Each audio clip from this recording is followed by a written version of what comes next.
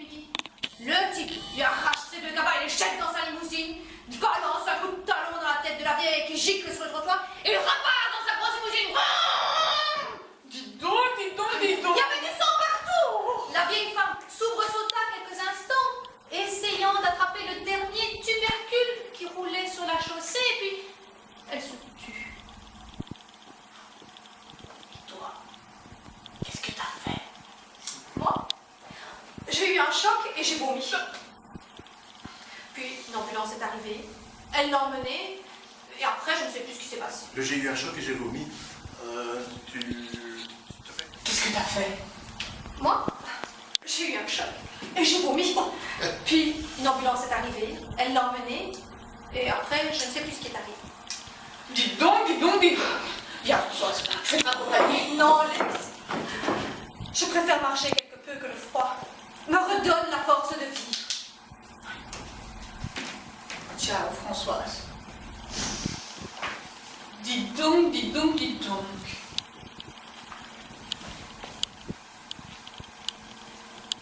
Tiens. La pleine sorcière. Madame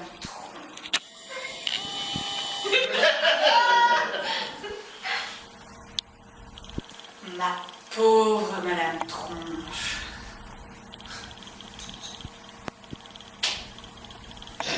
Que se passe-t-il? Qu'est-ce qui se passe-t-il? Terrifiant. Expliquez-vous, que diable? Je suis fort étonnée de vous voir dans cet état-là. Un meurtre, Madame Tronche. Un meurtre. Oh, c'est plus... Expliquez-vous, que dire? Non, mon Dieu, que me chantez-vous là? Je ne vous chante rien, Madame Tronche. Je vous dis simplement la terrifiante vérité. Parlez, ami, parlez. Une vieille négresse tirait 200 kilos de pommes de terre. C'est lourd. C'est plus lourd comment? C'est lourd. Monsieur, Madame Tronche. Bonjour. Ma pauvre Madame Tronche. Que se passe-t-il? Terrifiant. Expliquez-vous, que diable?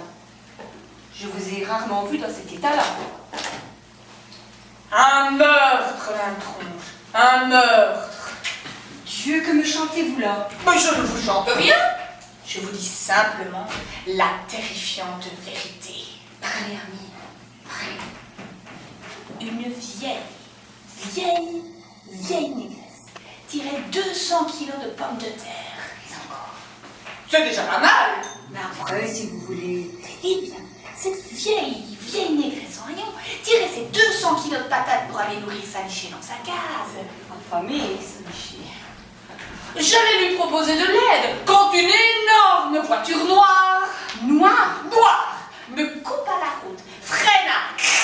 Un homme en descendit, style brun, en descendit, un par-dessus, un feutre. Il se planta devant la vieille et lui dit, Et pardon, madame, vous auriez pas l'heure? Non. Si, la vieille se baisse pour aller chercher sa montre et paf! Aïe.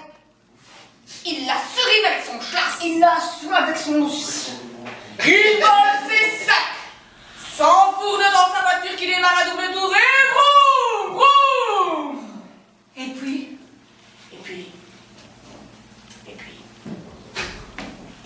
la suite. Crie le curieux. Badauds qui s'évanouissent, sirène, ambulance, infirmier, brancard. La pluie se met à tomber. Les parapluies s'ouvrent, les impairs se ferment, mes mocassins sont mouillés, j'ai les pieds trempés. Et puis la suite, quoi. Et encore du sang. Pardon, madame, vous auriez pas l'heure? C'est trop court. Allez, au revoir, madame Tronche.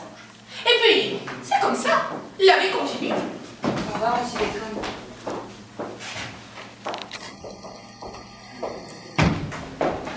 Pardon, madame, vous me donnez l'heure, s'il vous plaît. Métèque!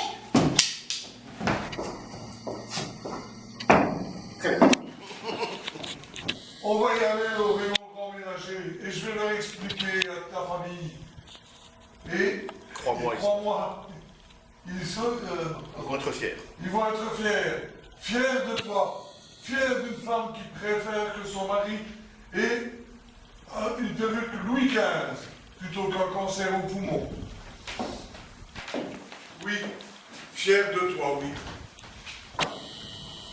Le problème, Jean, c'est que ta perruque, elle fait pas Louis XV. On fait Louis XVI.